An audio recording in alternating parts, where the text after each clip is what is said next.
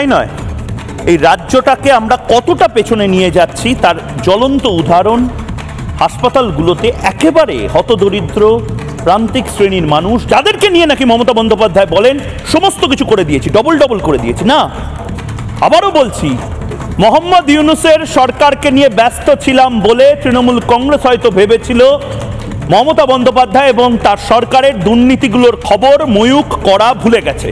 বলেনি, ওটা আমারই কাজ, আমি সবচেয়ে ভালো এবং চোখে চোখ রেখে সবচেয়ে আগ্রাসীভাবে করতে পারি। এবং আজও এই প্রশ্নটা তুলছি মমতা বন্দ্যোপাধ্যায়। এখন বাজে 8:10, রাত 9টার মধ্যে কেন আমার দর্শক তারা এই খবরটা দেখতে পারবে না রিপাবলিক চ্যানেলে যে রাজ্যের স্বাস্থ্য সচিব সে পদত্যাগ করেছে? কি এমন মধু রয়েছে যে স্বাস্থ্য সচিবকে কোনোভাবেই পদত্যাগ করানো যায় না?